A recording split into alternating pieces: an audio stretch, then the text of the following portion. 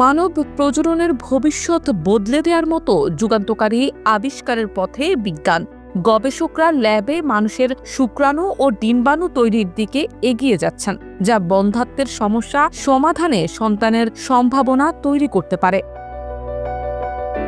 British গণমাধ্যম গার্ডিয়ানের একটি প্রতিবেদন অনুযায়ী বিজ্ঞানীরা ইন ভিট্রো গ্যামেটোজেনেসিস বা আইভিজি নামে একটি প্রক্রিয়ার মাধ্যমে মানুষের ত্বক বা রক্তের কোষ থেকে শুক্রাণু এবং ডিম্বাণু তৈরির দিকে এগিয়ে যাচ্ছেন। এই প্রক্রিয়ায় ত্বক বা রক্তের কোষকে প্রথমে ইনডিউস প্লুরিপোটেন্ট স্টেম সেলে রূপান্তর করা হয়, যা পরে অপরিপক্ক শুক্রাণু বা ডিম্বাণুতে পরিণত হয়।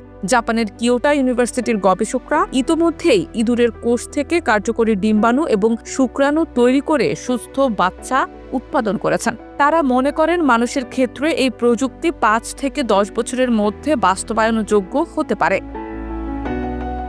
এই প্রযুক্তির সবচেয়ে বড় চ্যালেঞ্জ হলো মিয়োসিস প্রক্রিয়া, যেখানে কোষের ক্রোমোজোম সংখ্যা অর্ধেক হয়।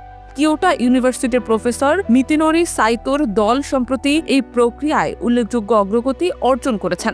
তারা BMP2 নামক একটি প্রোটিন ব্যবহার করে স্টেম সেলের এপিজেনেটিক মেমোরি মুছে ফেলে অপরিপক্ক গ্যামেট তৈরি করছেন। তবে এই কোষগুলো এখনও পূর্ণাঙ্গ শুক্রাণু বা ডিম্বাণুতে পরিণত হয়নি।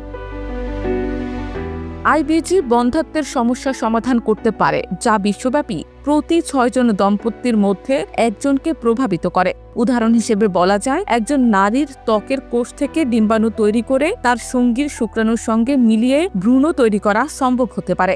এছাড়া এই প্রযুক্তি মনোপজের পরেও সন্তান ধারণের সম্ভাবনা তৈরি করতে পারে। তবে এই প্রযুক্তি নিয়ে উঠেছে গুরুতর নৈতিক প্রশ্ন। এতে ল্যাবে বিপুল পরিমাণে ভ্রূণ তৈরির সম্ভাবনা তৈরির পথ খুলতে পারে, যেখানে নির্বাচন করা যেতে পারে জিনগত বৈশিষ্ট্য।